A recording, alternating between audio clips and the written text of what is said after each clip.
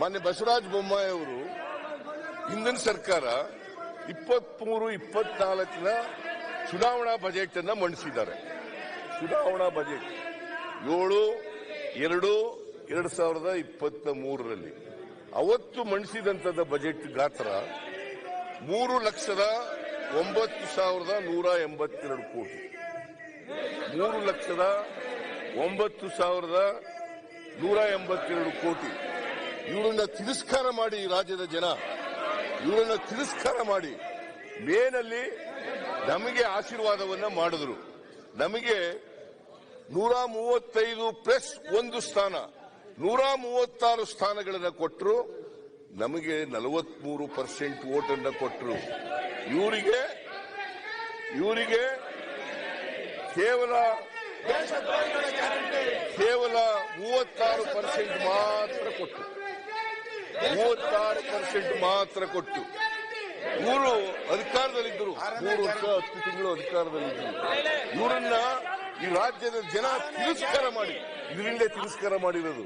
ಇವರ ನಡವಳಿಕೆಗಳಿಂದ ರಾಜ್ಯನೆಲ್ಲ ಲೂಟಿ ಹೊಡೆದರಿಂದ ಭ್ರಷ್ಟಾಚಾರ ಮಾಡದರಿಂದ 40% ಭ್ರಷ್ಟಾಚಾರ ಮಾಡದ್ರಿಂದ ಜನ ಇವರನ್ನ ತಿರಸ್ಕಾರ ಮಾಡಿ ವಿರೋಧ ಪಕ್ಷದ ಕೂಡಿಸಲಿಕ್ಕೆ ಮಾಡಿದ್ರು. 66 ಜನ ಗೆದ್ರು. ಇವರು ಬರೀ 66 ಜನ ಗೆಲ್ಲಿಕ್ಕೆ ಸಾಧ್ಯ ಆಯ್ತು ಇವರಿಗೆ. ಇವರು ಯಾವತ್ತೂ ಕೂಡ ಜನರ ಆಶೀರ್ವಾದ ಪಡೆದು ಅಧಿಕಾರಕ್ಕೆ ಬರಲಿಲ್ಲ.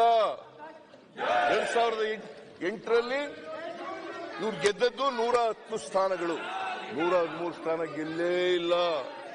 ಮತ್ತೆ ಆಪರೇಷನ್ ಕಮಲ, ಕರ್ನಾಟಕದಲ್ಲಿ ಆಪರೇಷನ್ ಕಮಲ ಯಾರಾದರೂ ಆ ಹೆಸರು ಪ್ರಾರಂಭ ಮಾಡಿದವರು ಮಿಸ್ಟರ್ ಯಡಿಯೂರಪ್ಪ ಅಂಡ್ ಬಿಜೆಪಿ ಸರ್ಕಾರ. ಮಿಸ್ಟರ್ ಯಡಿಯೂರಪ್ಪ ಅಂಡ್ ಬಿಜೆಪಿ ಸರ್ಕಾರ ನಾಚಿಕೆ ಆಗ್ಬೇಕು ಇವರಿಗೆ. ಜನರ ಆಶೀರ್ವಾದನೆ ಕೊಟ್ಟಿಲ್ಲ. ಕರ್ನಾಟಕದಲ್ಲಿ ಆಶೀರ್ವಾದನೆ ಸಿಕ್ಕಿಲ್ಲ.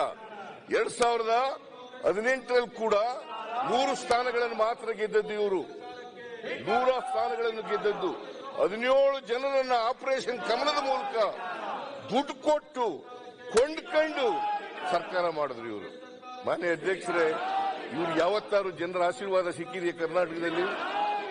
2 ಬಾರಿ ಅಧಿಕಾರಕ್ಕೆ ಬಂದಿದ್ರು ಕೂಡ ಹಿಂಬಾಗಲಿನಿಂದ ಬಂದಿರದೆ ಹೊರತು ಮುಂಬಾಗಲಿನಿಂದ ಇವರು ಬರಲೇ ಇಲ್ಲ.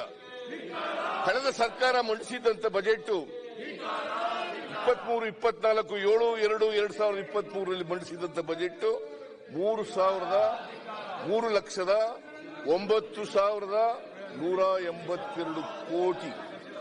3,09,182 ಕೋಟಿ.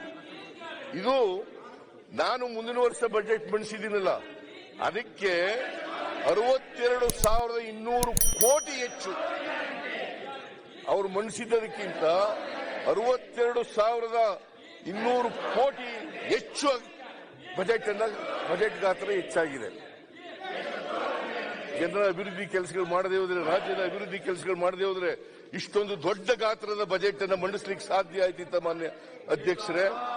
ಸಾಧ್ಯ ಆಯ್ತಾ ಇರಲಿಲ್ಲ. 62,200 ಕೋಟಿ.